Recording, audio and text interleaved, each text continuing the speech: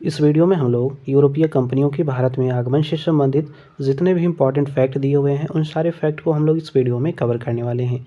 तो आइए स्टार्ट करते हैं। तो स्टार्टिंग पॉइंट होगा हमारा पुर्तगालियों से। तो देखिए इसमें पहला पॉइंट दिया हुआ है, इसमें कह रहा है वास्को डिगामा कालीकट के तट पर किस वर्ष भारत आया था। तो ये आया था 20 मई 1498 ईस्वी को। अगला है वास्को डिगामा की भारत आने में किसने पथ प्रदर्शक का कार्य किया था। तो इनका नाम था अब्दुल मजीद, जो कि गुजराती व्यापारी थे। अगला है, अगले में कह रहा है वास्को डिगामा के बाद भारत आने वाला दूसरा पुर्तगाली यात्री कौन था। तो नाम याद रखिएगा, नाम था इनका पेड्रो अल्ब्रेज कैब्रल इनका नाम था। अगला है वास्को डिगामा दूसरी बार भारत कब आया था। तो ये आया था 1502 ईस्वी में। अगला है वास्को डिगामा तीसरी बार भारत कब आया था और इसकी मृत्यु कहाँ पे हुई थी। तो ये आया था तीसरी बार 1524 में और इसकी मृत्यु हुई थी कोचीन में। अगला देख लेते हैं। अगले में कह रहा है किसने वास्को डिगामा का कालीकट में स्वागत किया था। तो ये कालीकट के तत्कालीन शासक थे जिन्होंने इनका स्वागत किया हुआ था, जिनका नाम था जमोरिन। अगला देखिए, अगले में कह रहा है मध्यकाल में सर्वप्रथम भारत के साथ व्यापार संबंध स्थापित करने वाले यूरोपीय कौन थे। तो ये थे पुर्तगाली। अगला है किस यूरोपीय देश ने भारत में प्रथमतः समुद्री व्यापारिक केंद्र स्थापित किया था। तो यह किया था पुर्तगालियों ने। अगला देख लीजिए, अगले में कह रहा है पुर्तगालियों ने भारत में किस स्थान पर प्रथम दुर्ग का निर्माण किया था। ये किया था कोचीन में। कब किया था? 1503 ईस्वी में। अगला है पुर्तगाली उपनिवेश का प्रथम वायसराय भारत में कौन बनाया गया था। तो इनका नाम था फ्रांसिस्को डी अल्मीडा। अगला देखिए, अगले में कह रहा है नीले जल की नीति, जिसको ब्लू वाटर पॉलिसी कहते हैं, इसी को शांत जल की नीति भी कहते हैं, इसका प्रतिपादन किसने किया था पूछा जा रहा है। तो इसका प्रतिपादन किया था फ्रांसिस्को डी अल्मीडा ने। अगला देखिए, अगले में कह रहा है भारत में पुर्तगाली शक्ति का वास्तविक संस्थापक कौन था। तो ये थे अल्बुकर्क। इनका समय अगर देखा जाए तो इनका समय था 1509 से 1515 तक। अगला देखिए, अगले में कह रहा है गोवा पर अधिकार किस पुर्तगाली गवर्नर ने किया था। तो इनका नाम था अल्बुकर्क। इन्होंने किया था फरवरी 1510 में गोवा पर अधिकार किया था। अगला देखिए, इसी में कह रहा है अल्बुकर्क की मृत्यु कहाँ पे हुई थी। तो ध्यान दीजिएगा, जो अल्बुकर्क थे उनकी मृत्यु हुई थी गोवा में। अगला है किसने हिंदू महिलाओं से विवाह करने की नीति अपनाई थी। तो ये अपनाई थी अल्बुकर्क ने। अगला है बंगाल में पुर्तगालियों द्वारा प्रथम फैक्ट्री कहाँ पे स्थापित की गई थी। तो ये की गई थी हुगली में। कहाँ पे की गई थी? हुगली में।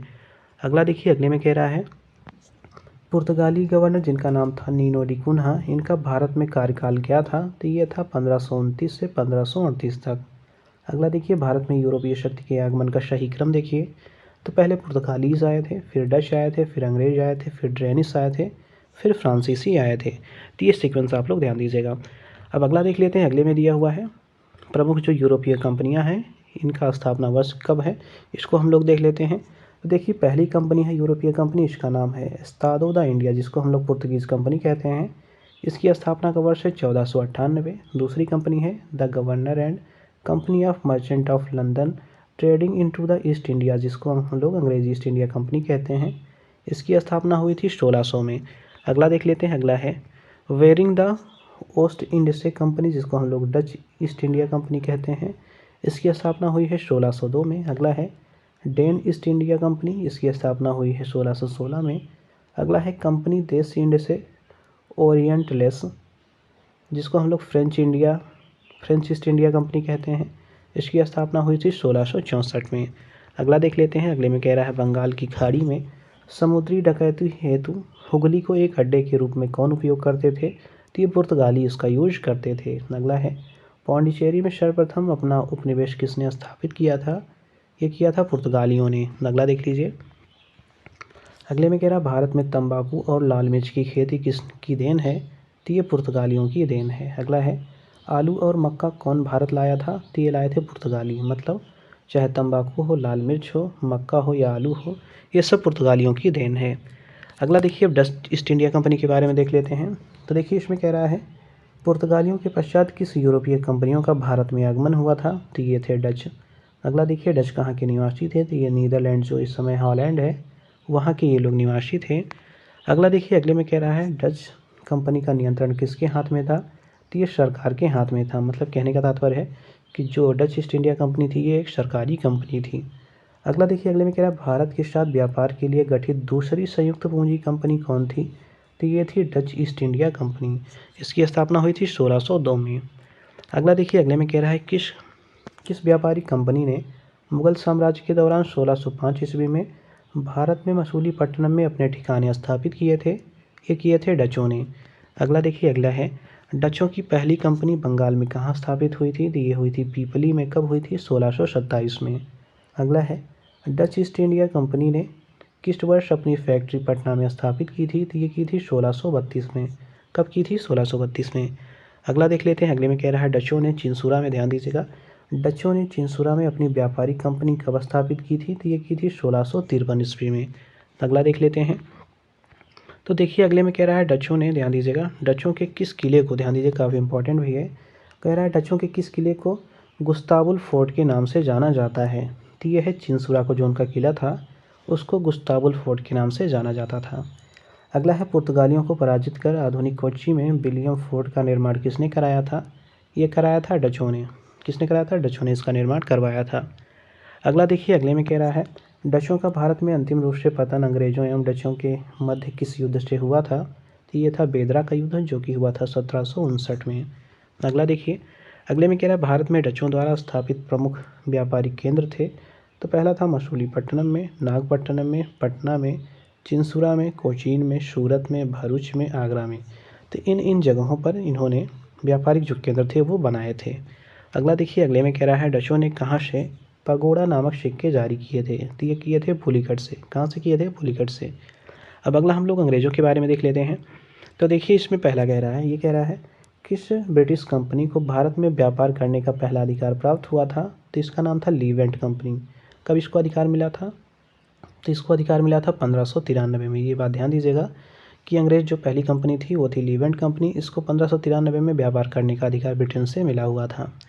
देखिए इसके बारे में कहा जाता है जो लीवेंट कंपनी थी, इस कंपनी को स्थल मार्ग से भारत में व्यापार करने का अधिकार प्राप्त हुआ था। इस कंपनी का नाम था लीवेंट कंपनी। इसकी स्थापना हुई थी 1593 में। इसके बाद देखिए अगला इसी में कह रहा है भारत के साथ व्यापार के लिए सर्वप्रथम संयुक्त पूंजी कंपनी किन लोगों ने आरंभ किया था? ये किया था अंग्रेज़ों ने। मतलब जो ये कंपनी थी ईस्ट इंडिया कंपनी, इसमें बहुत सारे लोगों की, जो वहाँ पे ब्रिटिश के लोग, मतलब ब्रिटिश पार्लियामेंट के लोग थे, बहुत सारे सीनेटर्स थे, वहाँ के व्यापारी थे, उन्होंने इसमें पूंजी लगाई हुई थी। तो ये संयुक्त पूंजी पर एक तरह से कह सकते हैं ये स्थापित कंपनी थी। अब अगला देख लेते हैं, अगले में कह रहा है कौन ब्रिटिश यात्री 1599 में स्थल मार्ग से भारत आया था? तो इसका नाम था जॉन मिल्डन हॉल, ये इनका नाम था। अगला देख लेते हैं, अगले में कह रहा है प्रारंभ में महारानी ने ईस्ट इंडिया कंपनी को कितने वर्षों तक का व्यापार करने का अधिकार प्रदान किया था? तो ये किया था 15 वर्षों के लिए। उसके बाद क्या होता है 1609 से इसे अनिश्चित काल के लिए कर दिया जाता है। अगला देखिए, अगले में कह रहा है किस वर्ष विलियम हॉकिंस जहांगीर से मिलने उनके दरबार में गया था? यह आया था, तो ये आया था 1609 में। अगला देखिए, अगले में कह रहा है सर थॉमस रो किस मुगल बादशाह से मिलने उनके दरबार में 1615 में आया था? तो ये आया था जहांगीर से मिलने। अगला देखिए, अगले में कह रहा है अंग्रेज ईस्ट इंडिया कंपनी अथवा the governor and company of merchant of London trading into the east India की कंपनी, इसकी पूछी जा रही है स्थापना कब हुई थी? तो 1600 में इसकी स्थापना हुई थी इंग्लैंड में। अगला देखिए, अगले में कह रहा है लंदन में ब्रिटिश ईस्ट इंडिया कंपनी के गठन के समय भारत का बादशाह कौन था? तो उस समय भारत के बादशाह थे अकबर। ये कब की बात है? भारत देखिए अकबर का जो कार्यकाल है वो 1556 से 1605 ईस्वी तक रहा है। अगला देख लेते हैं, अगले में क्या दिया हुआ है। तो देखिए अगला पॉइंट है, इसमें कह रहा है महारानी एलिजाबेथ प्रथम ने किस कंपनी को समुद्री मार्ग से ईस्ट इंडीज़ के साथ व्यापार करने का पहला अधिकार पत्र प्रदान किया था?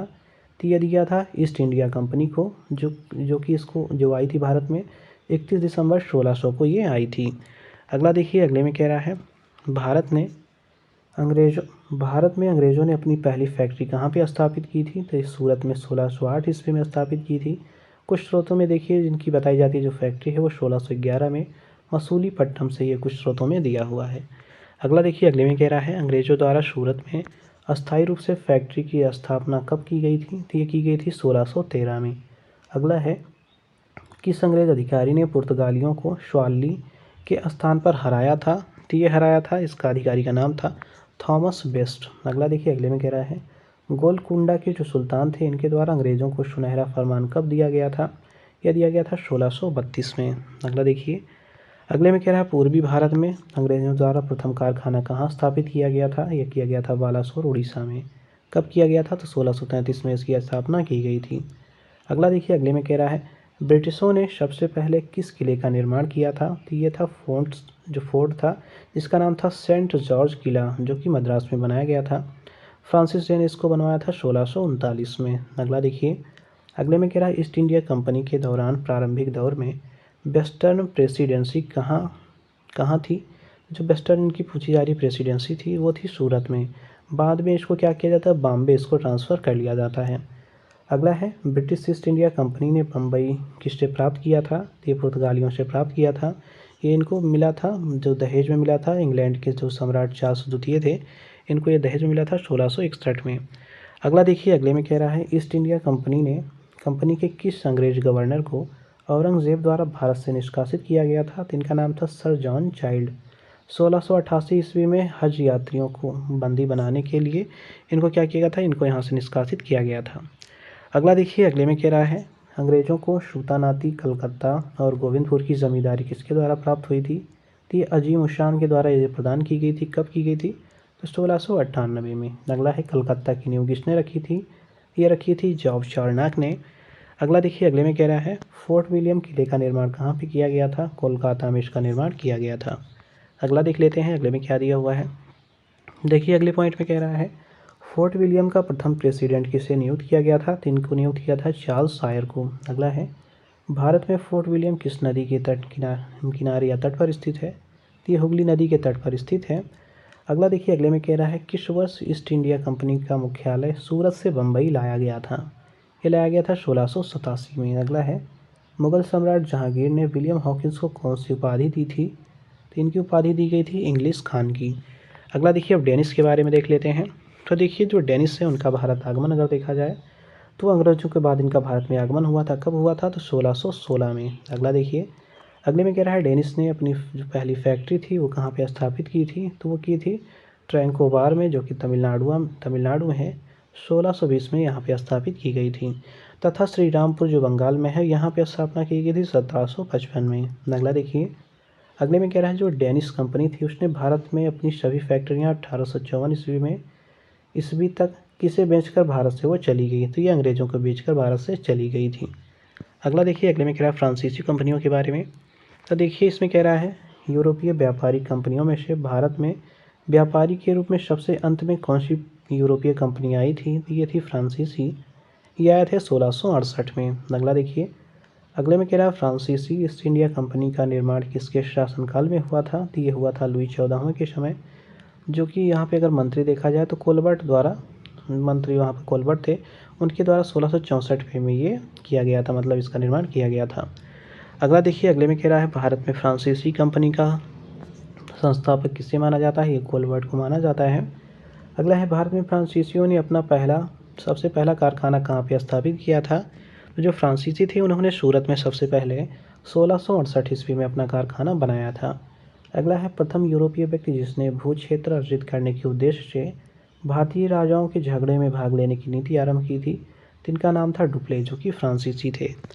अगला देखिए, अगले में कह रहा है फ्रांसीसी द्वारा फोर्ट लुई किले का निर्माण कहाँ पे किया गया था? तो किया गया था पांडिचेरी में।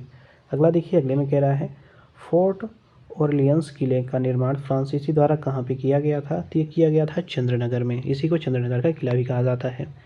अगला देखिए, अगले में कह रहा है फ्रांसीसी दक्कन में शक्ति आंदोलन स्थापित करने में सफल रहे थे। पूछा जा रहा है कौन सफल रहे थे, क्यों असफल रहे थे? ध्यान दीजिएगा, यहाँ पे कह रहा है जो फ्रांसीसी थे वो क्यों असफल रहे थे, क्योंकि इससे बताया जा रहा है कि जो अंग्रेज़ों की फ़ौज थी वो काफ़ी शक्तिशाली थी, इसलिए जो फ्रांसीसी थे वो अपनी शक्ति को वहाँ पे स्थापित करने में असफल रहे थे। अगला है प्रथम कर्नाटक युद्ध का तात्कालिक कारण क्या था? तो देखिए, कारण में था ये कि जो अंग्रेज़ों द्वारा फ्रांसीसी जहाज़ों का अधिग्रहण कर लिया गया था, इसी की वजह से ये प्रथम कर्नाटक युद्ध हुआ था। अगला है कर्नाटक युद्ध किसके मध्य हुआ था? तो ये हुआ था अंग्रेज़ों और फ्रांसीसियों के मध्य। अगला देखिए, अगले में कह रहा है प्रथम कर्नाटक युद्ध किस संधि के द्वारा समाप्त हुआ था? इस संधि का नाम काफ़ी इंपॉर्टेंट है।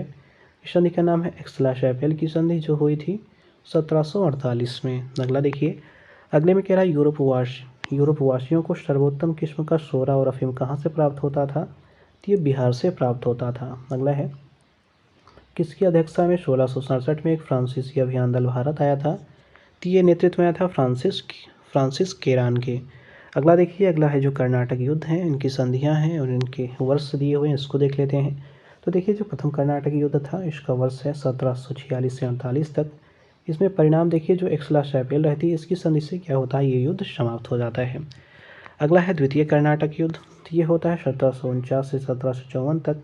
ये युद्ध अनिर्णायक रहता है। इसके बाद तीसरा कर्नाटक युद्ध होता है 1758 से 1763 तक। इसको समाप्त किया जाता है पेरिस की संधि से, पेरिस की जो संधि होती है उसके द्वारा ये युद्ध समाप्त हो जाता है। अब अगला पॉइंट है, अगले पॉइंट में देखिए कह रहा है किन युद्धों से यह प्रमाणित किया कि भारत का सर्वेसर्वा अंग्रेज होंगे, मतलब किन युद्ध से ये स्थापित हो जाता है। तो कर्नाटक युद्धों से, मतलब जब फ्रांसीसियों की हार हो जाती है तो इससे ये भी लगने लगता है कि जो अंग्रेज होंगे वही सर्वेसर्वा होंगे। अगला देखिए, अगले में कह रहा है वाणिवास का युद्ध जो 1760 है किसके मध्य हुआ था, तो ये फ्रांसीसियों अंग्रेजों के मध्य हुआ था। अगला देखिए, उस फ्रांसीसी सेनापति का नाम बताइए, कह रहा है जो 1760 ईस्वी में वाणिवास युद्ध में पराजित हुआ था, तो इसका नाम था काउंट डी लाली। ध्यान दीजिएगा, जो काउंट डी लाली थे ये पराजित हुए थे और इसमें अंग्रेजी सेना का नेतृत्व कर रहे थे सर आयर कोट। अगला है ईस्ट इंडिया कंपनी के बारे में यह कथन किसका है, कंपनी एक असंगति है परंतु यह उस व्यवस्था का भाग है जहाँ सब कुछ असंगत है। ये पूछा जा रहा है ये किसने कहा था, ये बारे में कहा जा रहा है लॉर्ड मैकाले का ये स्टेटमेंट है। अगले देखिए, अगले में कहा जा रहा है कौन भारत में सबसे पहले आया था और सबसे बाद में गया था, तो ये थे पुर्तगाली, मतलब सबसे पहले पुर्तगाली आए थे और सबसे बाद में पुर्तगाली भारत से गए थे। तो इस प्रकार हम लोगों ने जो इसमें दिया हुआ था पुर्तगाली कंपनियों के आगमन से संबंधित जितने भी फैक्ट दिए थे उनको हम लोगों ने कंप्लीट कर लिया। मिलते हैं अगले वीडियो में एक नए टॉपिक के साथ।